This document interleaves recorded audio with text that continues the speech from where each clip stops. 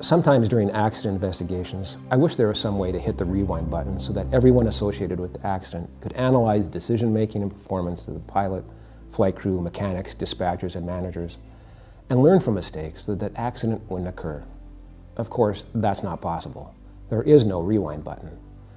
But there is a very valuable tool available to operators to help pilots and flight crews to assess their decision-making and to ensure pilots maintain proficiency in emergency procedures, including the recognition of degraded visual conditions and the recovery from VMC into IMC conditions. That tool is the use of flight simulators. We'll briefly look at 3 accidents and see how the use of flight simulators might help prevent similar accidents from occurring in the future. The NTSB recently investigated a HEMS helicopter flight that experienced an engine flameout due to fuel exhaustion, and as a result of a failed auto rotation, all 4 people on board received fatal injuries. The helicopter was traveling about 116 knots at 300 feet AGL when the flameout occurred.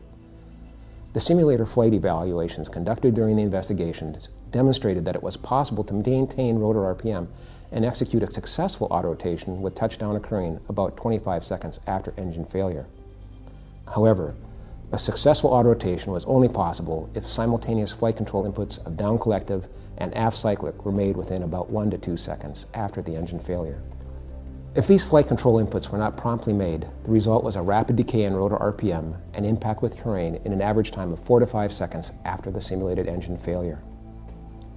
The pilot's auto rotation training in a helicopter was conducted over an airport during initial and recurrent pilot training. It involved lower speeds in the vicinity of 80 knots where less aft cyclic is needed to enter an auto rotation, so the practice auto rotations he performed had been less dependent on immediate, coordinated application of down collective and aft cyclic. Thus, the pilot's auto rotation training was not representative of an actual engine failure at cruise speed and did not prepare him to respond appropriately to such a scenario. But in a flight simulator, engine failures can be induced unexpectedly in any flight condition. Additionally, the pilot's flight control inputs can be more aggressive in a simulator, whereas in a helicopter, aggressive control inputs can cause the main rotor and the transmission to overspeed, resulting in costly repairs. The NTSB has recommended that operators use flight simulators for scenario-based training for HEMS operations. The following accident investigation highlights the advantages of scenario-based training. The accident involved the use of night vision goggles during a HEMS flight that resulted in a controlled flight into terrain, and all 3 crew members on board received fatal injuries. The pilot was very experienced, having over 17,000 hours of total flight time, over 5,000 hours of helicopter time, and over 3,000 hours of night time. The pilot had received NVG training in the military a number of years before he had been hired as a HEMS pilot. He had recently been hired by the operator and had passed his PIC line check and received his NVG training about a month after his PIC check. On the 3 nights that he trained using ANVUS 9 NVGs, the moon illumination was 83%, 91%, and 100% respectively.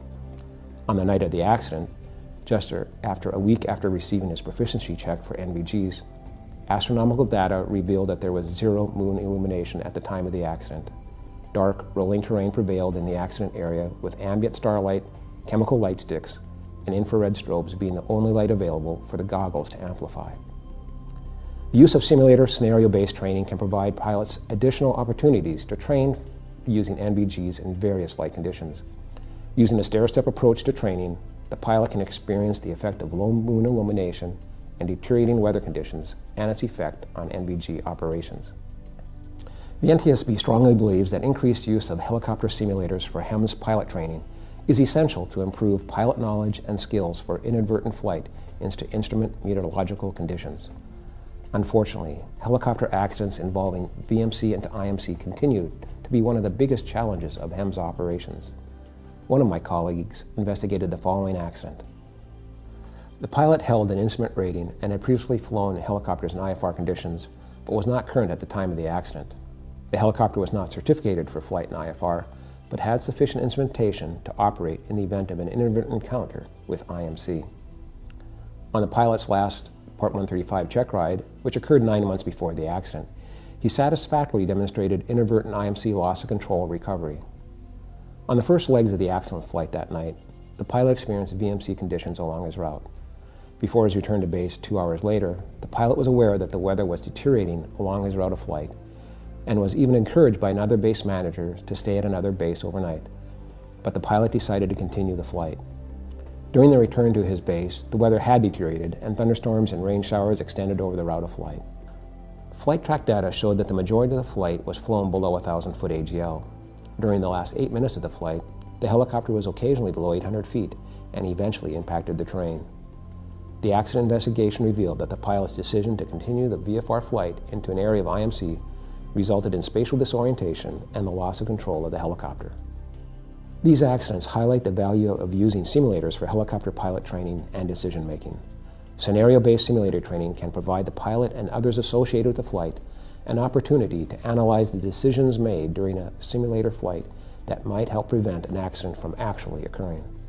In addition, it enables the pilots to train in skills that are too risky to perform in a real helicopter, such as the low-altitude engine failures, NVG use in degraded visual conditions, and VMC into IMC flight.